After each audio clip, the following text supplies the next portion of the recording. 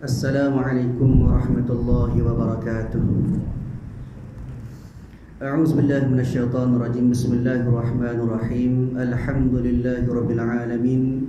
Wassalatu wassalamu ala asyrafil anbiya'i wal mursalin sayyidina maulana wa nabiyyina wa habibina wa syafi'ina wa qudwatina wa uswatina Muhammadin sallallahu alaihi wasallam wa ala alihi wa ashabihi ajma'in. Allahumma faqihna fid din waftah alaina futuhal arifin waj'al a'malana khalisatan liwajhikal karim ya arhamar rahimin. Allahumma iftah alaina hikmatak wa anshur alaina min khazain rahmatika ya arhamar rahimin. Rabbi shrah li sadri wa yassir li amri wa hlul 'uqdatam min lisani yafqahu qawli walhamdulillahi rabbil alamin. Amin.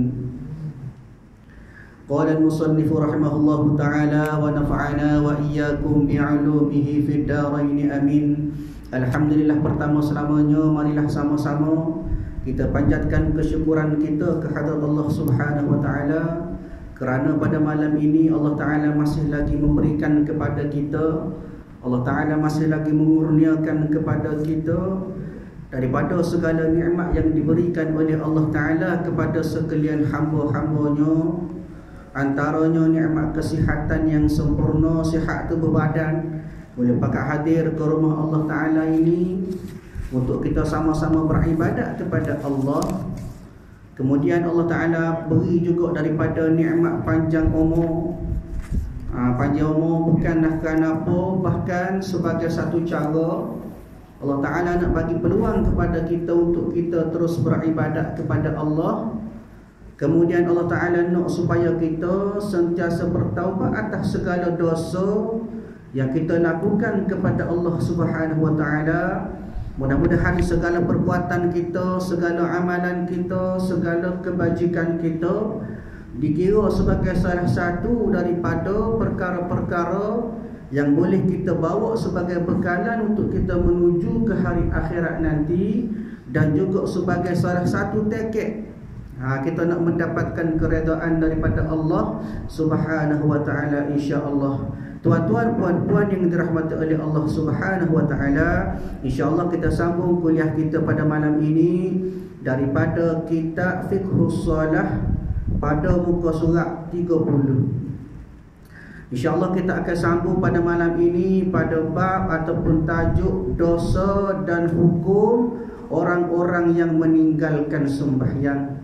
Bagaimana pada kuliah yang lepas telah pun kita sebut bersama, telah pun kita bincangkan bersama daripada perkara-perkara yang dikatakan sebagai fadilah ataupun hikmah ataupun kelebihan bagi orang-orang yang mengerjakan sembahyang, kita sudah tahu dah.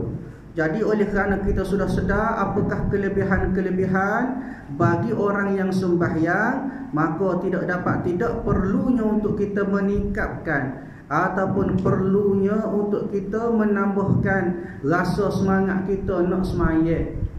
Kalau sebelum ni kita tak tahu apa dia kelebihan, apa dia fadilat, apa dia hikmah sembahyang, maka pada kuliah lepas kita sebut dah.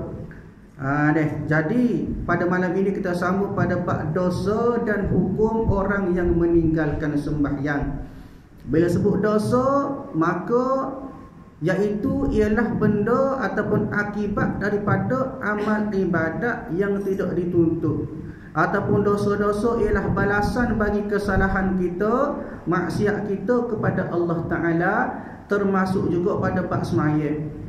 Bukan kata bab zina sahaja ada dosa, bukan saja bab maksiat saja ada dosa, bahkan tinggal sembahyang pun jadi sebagai satu dosa. Kenapa? Kerana sembahyang itu merupakan ibadat khususiyah ataupun ibadat wajib yang difardukan kepada kita, termasuk pada 5 rukun Islam. Ini. Maka kalau kita tinggal pada bab sembahyang, maka tentu dah kita akan mendapat dosa. Baik, pada muka surat 30 atas sekali pada tajuk dosa dan hukum orang yang meninggalkan sembahyang. Orang yang meninggalkan sembahyang fardu, kata pengarang ataupun kata muallif rahimahullahu ta'ala, adalah amat buruk dan sangat keji. Bila sebut amat buruk dan sangat keji, maka kita tak lah. Dia sebagai satu had kepada kita, ataupun sebagai satu amaran kepada kita bahawa orang yang tinggal semaya ini merupakan daripada golongan yang amat buruk dan sangat keji. Sebab itulah dalam Quran Allah Ta'ala banyak sebut kepada kita apakah gambaran-gambaran ataupun apakah dalil-dalil kepada kita bagi orang-orang yang meninggalkan sembahyang. Antaranya disebut pada surah yang kita biasa duk baca daripada surah Al-Ma'un. Allah Ta'ala sebut Bismillahirrahmanirrahim, fawailul lil musallin alladhina hum an salatihim sahun. Allah Ta'ala sebut kalau orang yang demikian dikira dari bilangan orang-orang yang mendustakan agama, maka kecelakaan besarlah bagi orang-orang yang ahli semaya. Makna katanya kita semaya, kita buat ibadat solat tetapi jadi celaka. Dia satu kata-kata Allah yang sangat Allah Ta'ala benci pada orang yang semaya pada bahagia itu. Semaya lagu mana? Iaitu mereka yang berkeadaan lalai daripada menyempurnakan semaya. Kata ulama, orang yang lalai termasuklah orang yang tinggal semaya terus. Tak semaya baik. Bahasa kita tak semaya baik. Sehari semalam tak semaya baik. Dia maknanya tidak mengerjakan ibadat solat. Bahkan juga dikatakan kepada orang-orang yang lalai itu, iaitu orang yang melewat-lewatkan semaya. Dia ada kelapangan, dia ada masa untuk menunaikan solat, tapi dia pelambak. Dia terganggu dengan perkara-perkara dunia. Maka orang ini kata Allah Ta'ala disediakan kepada mereka neraka weh. Maknanya satu amaran kepada kita supaya kita kukuk mana pun jangan tinggal semaya. Usuh ke pelambak semaya, dia tinggal tu lebih-lebih lagi. Jadi amaran Allah Ta'ala cedek neraka kepada kita. Begitu juga Allah Ta'ala sebut juga daripada hadis Nabi SAW. Nabi sebut kepada kita, Nabi kata innal ahdal ladzi bainana wa bainahum as-salatu faman tarakaha faqad kafara. Kata Nabi kata sesungguhnya perjanjian yang dibuat di antara kami dan mereka, yakni orang kafir, ialah semaya. Maknanya kita janji sebagai orang Islam, perjanjian kita dengan Nabi bahawasanya kita nak semaya. Dia begitu juga orang kufar, orang kafir pun serupa. Selagi mana dia manusia, kefarduan semaya itu tetap kena. Jangan kita kata kita kafir, itu kena semaya. Dia kafir. Kalau ikut hukum semaya tak sah, tapi kefarduan semaya wajiblah tu. Kita kena faham. Semaya wajib ke dia? Wajib. Kalau kita wajib juga. Pasal apa? Pasal manusia kan tu. Adapun kalau dia semaya tak boleh pahala lah, tak sah dan tak boleh pahala. Maknanya Nabi kata perjanjian kita, membezakan kita dengan orang kafir ialah semaya. Maka barang siapa yang meninggalkan sembahyang, maka sesungguhnya dia kafir. Ini satu hadis yang Nabi sebut kepada kita secara jelas, secara direct kepada kita. Tidak ada pentafsiran yang lebih baik. Maknanya Nabi sebut perkataan faqad kafara, sesungguhnya kafir. Maknanya berat di situ satu kesaan ataupun satu suruhan Nabi kepada kita, nak ayatnya kena semaya. Sebab itulah pengarang kitab awak mari kepada kita selepas pada tajuk ta'arif ataupun definisi ataupun pengertian semaya, pengarang awak mari kepada kita berkenaan dengan hikmat solat, maka tu dihadirkan kepada kita dalam kitab ini pada bab dosa dan hukum tinggal semaya. Maka dikatakan orang yang meninggalkan sembahyang fardu adalah amat buruk dan sangat keji, sekali malahan ianya terlebih keji daripada iblis.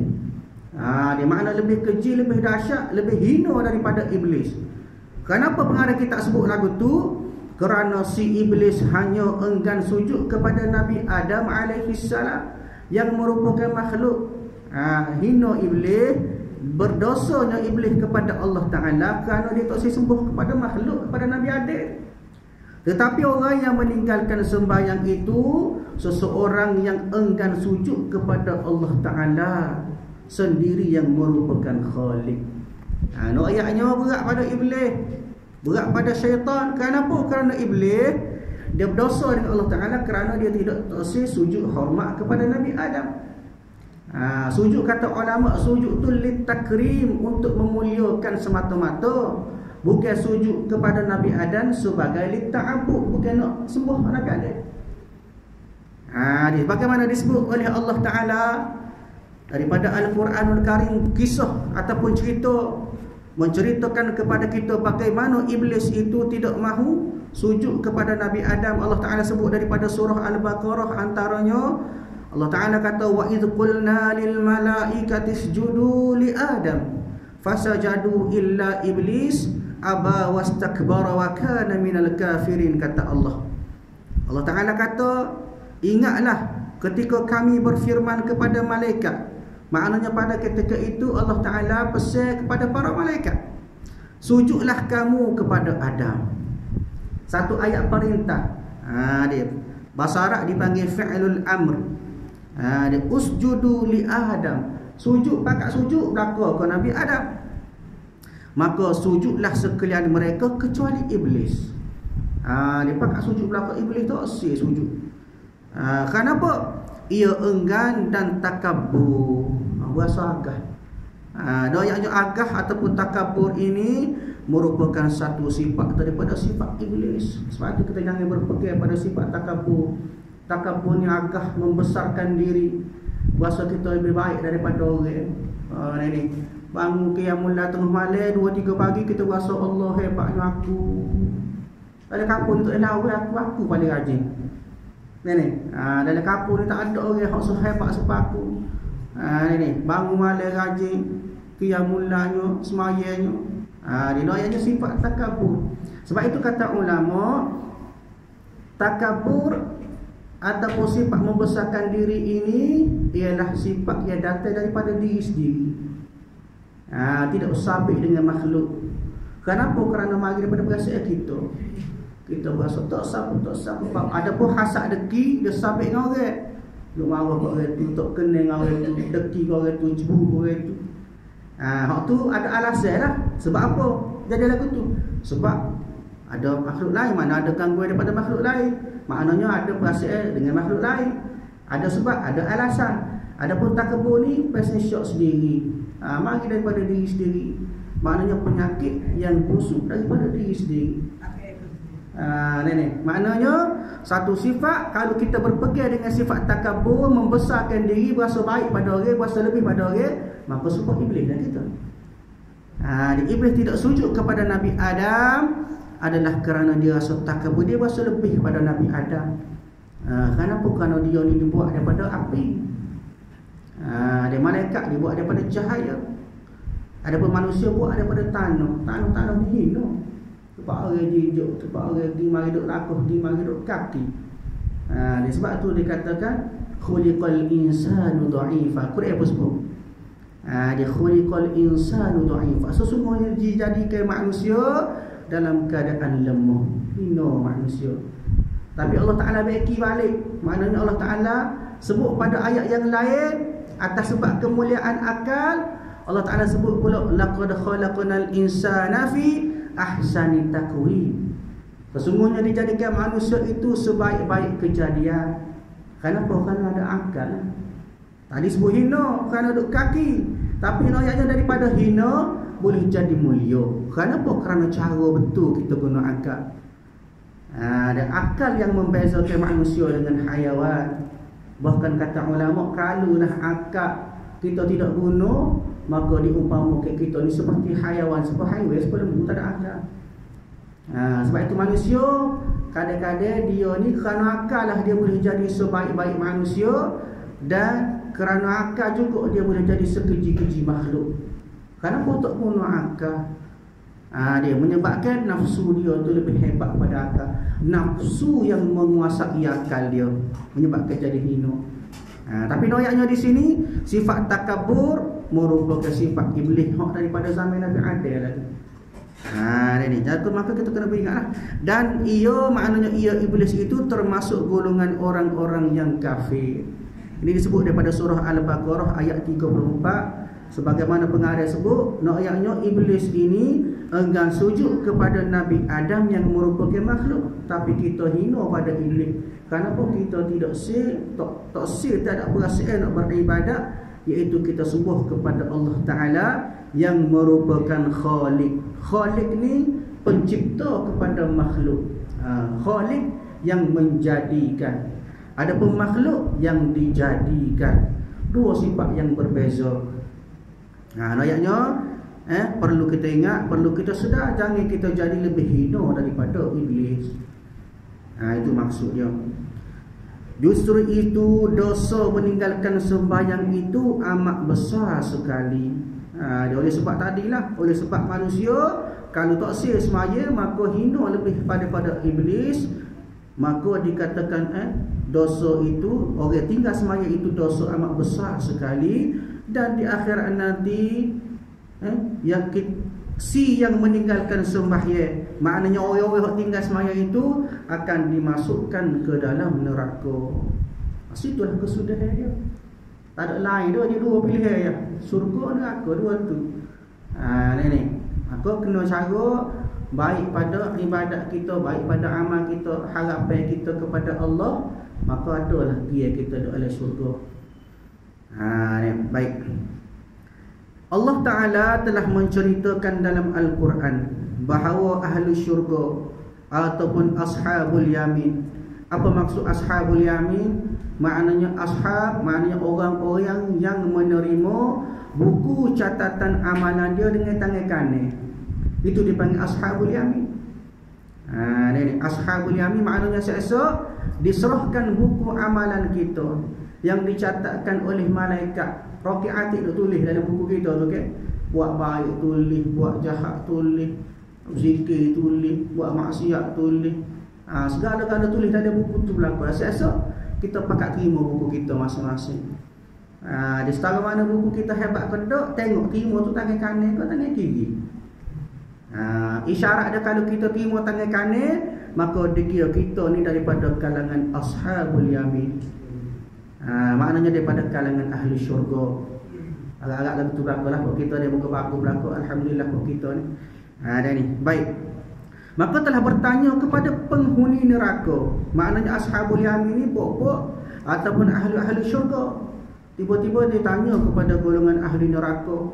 Dikatakan, disebut daripada surah Al-Mudassir, ma salakakum fi saqar? Qalu lam naku minal musallin. Kata Allah Ta'ala dalam cerita ni, dalam satu kisah ini, satu ketika ashabul yamin, orang-orang daripada kalangan ahli syurga tanya kepada ahli neraka, sebab apa kamu masuk syurga, masuk neraka tu? Sebab apa kamu ni masuk ke dalam neraka saqar? Maka mereka menjawab, kami dahulu bukan daripada golongan orang-orang yang sembahyang. Dia jawab lagu tu. Kenapa? Kerana dia tentu dia tahu dah, aku dulu ni bukan daripada golongan orang-orang sembahyang. Maka di sini dalil ini menunjukkan kepada kita, orang hok malas sembahyang ataupun orang hok sembahyang dalam keadaan malas, sembahyang dalam keadaan terpaksa, maka Allah Ta'ala cetak neraka saqar kepada dia. Di neraka saqar ni tuan-tuan, ni hebat pada neraka saqar ni. Neraka saqar ni disebut dalam Quran, neraka saqar merupakan neraka yang kedua selepas neraka hawiyah. Di neraka saqar disebut pada surah Al-Mudassir ayat 42 hingga ayat 46. Allah Ta'ala kata, ma salakakum fi saqar? Apa yang menyebabkan kamu masuk dalam neraka saqar ni? Qalu lam naku minal musallin. Sesungguhnya kami dulu tidak termasuk pada orang-orang yang mengerjakan sembahyang. Walam naku nut'imul miskin. Bahkan kami juga tak memberi makan kepada orang miskin. Kemudian Allah Ta'ala sambung lagi pada ayat 45, wa kunna nahudu ma'al khaidin. Dan kami ni ialah orang-orang yang membicarakan, sebut benda-benda hak batil, benda hak salah, benda hak maksiat, bersama-sama dengan orang yang membicarakannya. Ni maknanya orang hak sebut benda salah, orang hak dengar, orang hak berkait dengan perkara-perkara mengupak, ribah sebagainya, kamilah tu. Dan yang terakhir Allah Ta'ala sebut wa kunna Wa kunna nukadzibu biyaumiddin, dan kami juga daripada kalangan orang-orang yang mendustakan hari pembalasan. Maka di sini tuan-tuan, Allah Taala sebut kepada kita 4 golongan manusia yang akan berada dalam neraka sakar. Yang pertama siapa dia? Daripada kalangan orang-orang yang tidak semaya, hak sebut tadi. Tidak semaya ataupun lala dalam semaya. Semaya, niat semaya seramai-ramai, tapi hati mereka tidak tetap kepada Allah. Fikir benda maksiat, fikir benda dunia. Begitu juga golongan yang kedua, orang yang tidak memberi makan kepada orang miskin. Ada rezeki tak buat mengeluarkan zakat. Ni sipir, harta kau banyak kau sipir. Saya nak beri takut jadi sikit, jadi kurang, rugi. Golongan yang ketiga iaitu orang hak kecek benda salah. Semualah orang kecek benda salah, hak dengar benda salah, hak jual sebar benda salah. Golongan itu juga yang ketiga. Golongan ketiga masuk dalam neraka sakar. Dan golongan yang keempat masuk dalam api neraka sakar, iaitu orang-orang yang mendustakan hari akhirat. Tak percaya hari akhirat. Dia rasa dia ni sebelum berubah. Bila mati pakai tak ada gapo. Kena percaya hari pembalasan yaumul mahsyar merupakan salah satu perkara daripada as-sam'iyah, benda tak nampak. Tapi benda tu kita kata kena percaya. Termasuk dalam golongan termasuk dalam rukun iman. Percaya kepada hari kiamat itu rukun iman. Ni maknanya 4 golongan inilah kata Allah Taala akan menjadi penghuni kepada neraka sakar. Antaranya termasuklah daripada golongan orang-orang yang tidak semaya. Sebab tu kita kalau berasa malah ingat neraka sakar. Nak ingat orang nak tak aja masuk dia ni. Tak aja masuk, tak tahu cerita. Mau nak sebut sikit cerita neraka sakar. Lagu mana neraka sakar? Allah Taala sebut juga dalam Quran. Di surah Mudassir Allah Taala kata sa'uslihi sakar. Maka disebabkan kekufuran, aku akan masukkan dia ke dalam neraka sakar. Siapa dia? Golongan tadi lah 4 tadi Allah Taala sebut. Allah Taala sambung pula wa ma adraka ma sakar, dan apa jalannya, lagu manalah mu nak tahu kedahsyatan neraka sakar tu. Maka kata Allah Taala la tubqi wa la tadar, dia membakar mangsanya dengan tak meninggalkan sisa dan tidak membiarkannya. Jadi lenyap terus. Tak ada kesel, sikit habuk tak ada. Bubuh celup dalam api neraka sakar tak ada. Bubuh tak ada, bubuh tak ada. Api neraka sakar. Binasa dia tu binasa berkekalan, tak ada hasil, tak ada bekas. DNA pun tak ada, forensik pun tak ada. Noyaknya kuatnya api neraka tu. Ni Allah Taala sambung lagi, lawahatun lil bashar, dan dia terus menerus membakar kulit manusia. Kita kena ingat kita esok-esok kita diciptakan untuk kita menerima pembalasan. Dah ni kita diciptakan untuk kematian. Tuhan buat kita kerana Tuhan tahu kita akan mati. Sebab tu ada penyakit kulit, ada macam-macam. Tapi esok-esok di akhirat kita dicipta untuk menerima pembalasan. Maknanya dibakar, bila hangus tu hebat pula. Bakar pula, hangus pula, buat pula. Begitulah abadan abidinya, berkekalan selagi mana kita duduk dalam api neraka. Kemudian ayat terakhir disebut pada surah Mudassir, alaiha 19, dan padanya pengawal sebanyak 19 malaikat. Dalam api neraka ada para malaikat yang menjaga. Begitu juga Allah Taala sebut alaiha malaikatun ghilalun shidadun la ya'sunallaha ma amarahum. Allah Taala sebut dalam neraka itu malaikatun ghilalun shidadun, malaikat yang bersangatan backing, tegah. Ghilalun shidadun la ya'sunallaha ma amarahum, tak akan ingkar kepada perintah Allah Taala atas arahan yang diberi oleh Allah Taala supaya jaga penghuni neraka tu. Wa ya'maruna ma wa yaf'aluna ma yu'marun, dan dia buat apa yang disuruh. Allah Taala suruh dia bakar kita, tak terima rasuah kepada. Dia bakar kerja dia untuk membinasakan daripada sekalian penghuni neraka. Hancur lenyap kita, buat balik. Hancur lenyap, buat balik. Begitulah keadaan dia. Siapa kita boleh tiket masuk syurga? Maknanya siapa habis segala dosa yang ada pada diri kita tu. Baik. Dan daripada Abdullah bin Umar, dia sambung lagi dalam kitab, daripada Abdullah bin Umar ni merupakan anak kepada Sayyidina Umar radhiyallahu anhu daripada Nabi sallallahu alaihi wasallam.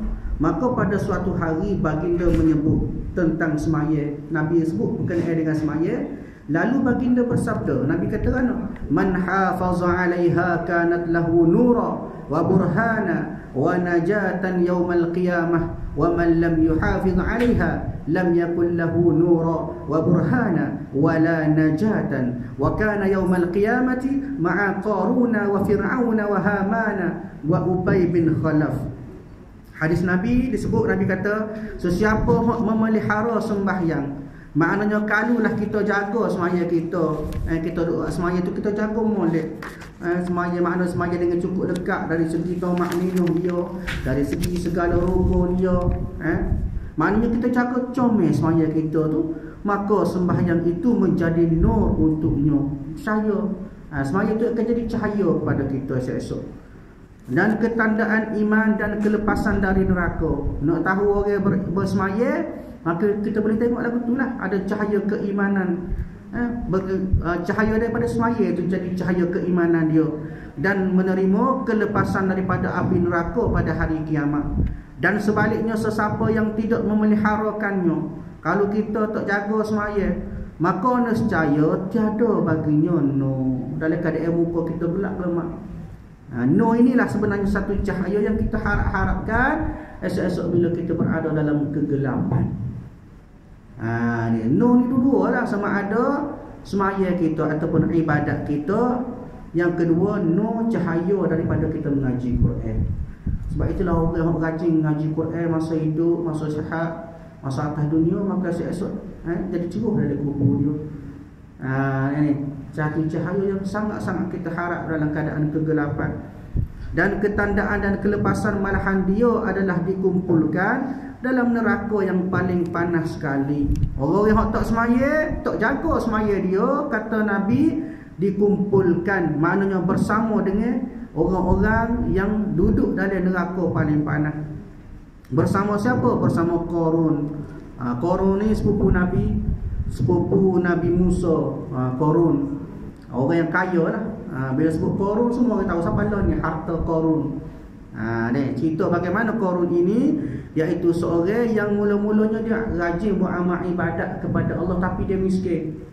Maka oleh kerana dia miskin, Nabi dia minta dengan Nabi, ya wahai Nabi Musa, doalah ke Tuhan, biar aku ni ada harta selesa sikap aku nak ibadat kepada Allah, aku boleh sedekah. Maka bila mana Nabi Musa berdoa kepada Allah Ta'ala, maka dia jadi kehalalan. Daripada kambing dia tidak banyak, jadi kau banyak, kau puyuk-puyuk harta kau banyak, makin jauh dia daripada Allah Ta'ala. Maka akhirnya Qarun ini ditenggelamkan ke dalam bumi bersama dengan harta dia. Itu asal-usul harta Qarun. Kemudian juga Fir'aun. Fir'aun ni pada zaman Nabi Musa juga. Fir'aun ayah hakak Nabi Musa. Kemudian Haman. Haman ni merupakan salah seorang daripada pembesar-pembesar orang kanan Fir'aun. Banyak menentang dakwah Nabi Musa alaihi salam. Dan Ubay bin Khalaf. Siapa dia Ubay bin Khalaf? Ubay bin Khalaf merupakan pembesar Quraisy.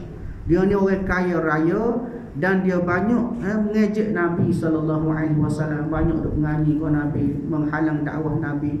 Maknanya mereka-mereka ini daripada Qarun, Fir'aun, Haman dan juga Ubay bin Khalaf ini akan berada bersama-sama kita.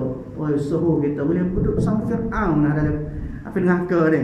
Ayatnya kenapa? Pucanya kerana tidak jaga semaya kita. Sebab itulah tuan-tuan kena jaga molek semaya. Kenapa? Kerana orang tak semaya ni, kata Nabi, tak ada cahaya. Kadang-kadang atas dunia pun kita boleh tengok dia ni tak, rupa dia pun tak ada cahaya. Rupa kita ni alhamdulillah cerah belaka muka pun kita. Maknanya ada cahaya keimanan, Berkat kita ambil air semaya wuduk kita tu boleh bersihkan kita, wajah kita, anggota-anggota kita, seterusnya ibadat kita tu jadi kehormatan. Bahkan semaya kita itulah yang akan menjadi cahaya kepada kita dalam keadaan kita gelap menghadap Allah Ta'ala nanti, insya-Allah. Tuan-tuan, puan-puan yang dirahmati oleh Allah Subhanahu Wa Ta'ala, dan daripada Jabir radhiyallahu anhu berkata, saya telah mendengar Rasulullah sallallahu alaihi wasallam bersabda, inna bainar rajuli wa bainal kufri tarakas salah. Insya-Allah kita sambung kuliah kita pada masa akan datang, insya-Allah. A'udzubillahi minasyaitonir rajim. Bismillahirrahmanirrahim. Alhamdulillahirabbil alamin. Wassalatu wassalamu ala asyrafil anbiya wal mursalin wa ala alihi wa ashabihi ajma'in. Allahumma inna nas'aluka ridhaka wal jannah wa na'udzubika min sakhatika wan nar. Allahumma innaka 'afuwun karimun tuhibbul 'afwa fa'fu 'anna wa 'an walidina wa 'an jami'il muslimina wal muslimat wal mu'minina wal mu'minat bi rahmatika ya arhamar rahimin. Allahumma rabbana atina fid dunya hasanah wa fil akhirati hasanah wa qina 'adzaban nar. Wa sallallahu ala sayyidina Muhammad wa ala alihi wa ashabihi ajma'in walhamdulillahi rabbil alamin. Assalamualaikum warahmatullahi wabarakatuh.